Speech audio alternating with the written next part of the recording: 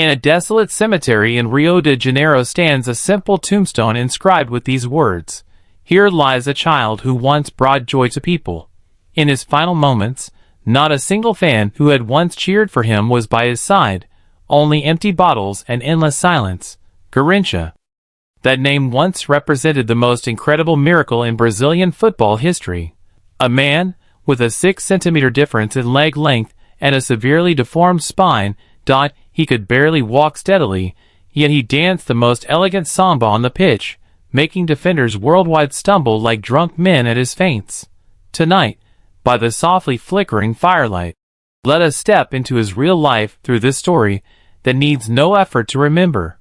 Beneath his dreamlike dribbling lay a poignant journey of being accidentally wounded by fate, forgotten by the world, and finally descending into pure loneliness.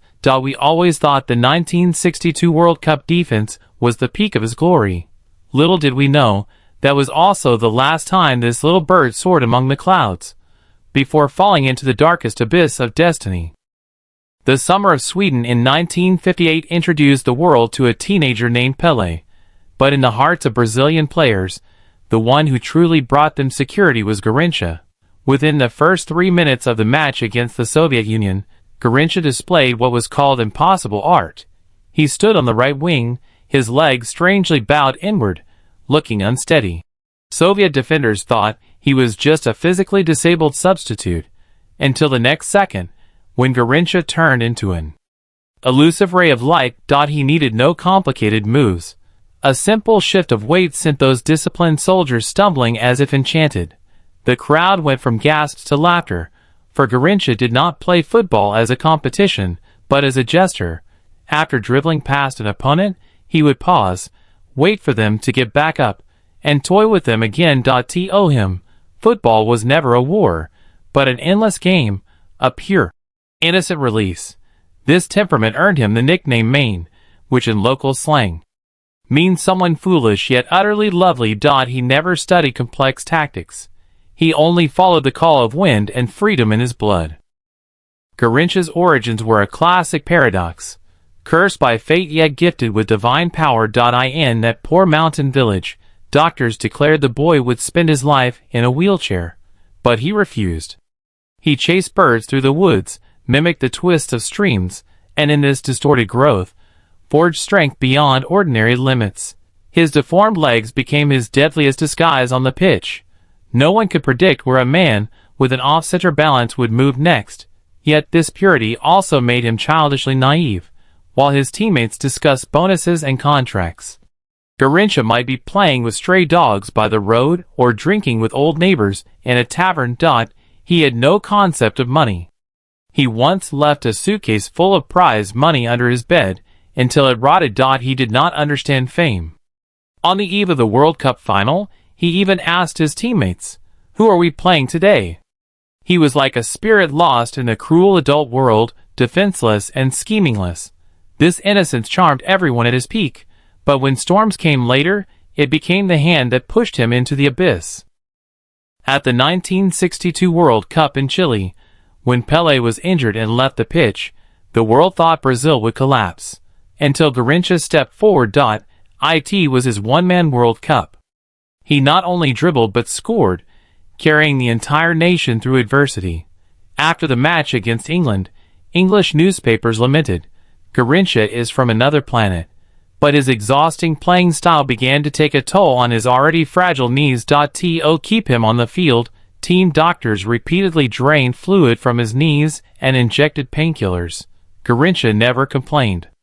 When the whistle blew, he still wore the childlike smile and danced on the grass. Yet, after this glorious season, profit-seeking businessmen and ruthless media slowly drifted away from him. When his knees could no longer support his explosive dribbles, when the little bird could no longer fly, the world turned abruptly cold. His personality left him unable to cope with the fall. He increasingly drowned himself in cheap liquor, trying to recapture those carefree afternoons. The networks of power and commerce closed their doors to him. The once national hero faded into obscurity on the streets of Rio. Garrincha's later years were a decade of silent decline. He was no longer the warrior in the yellow jersey, but a broken old man eroded by alcohol. He tried to find opportunities at small clubs, but people only used his name to sell one last batch of tickets, caring nothing for his swollen knees. His famous, controversial relationship ended in misery. In those late-night tears, he finally learned innocence came at a price. Shortly before his death, he often sat alone at his doorstep, watching children playing street football. The kids did not recognize him. They even mocked the shaky, slurring old drunk. Garrincha never grew angry. He just watched quietly, occasionally kicking a stray ball back to them with a trembling foot. In that moment, his eyes still shone clearly, as if returning to the Green Mountain village years ago. He never hated the world.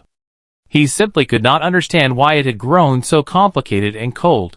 His life was like an angel with broken wings, searching for the last trace of holiness in the mud. At the end of the story, we return to that simple tombstone. Would Garrincha have been an even greater athlete without his disabled legs? Perhaps.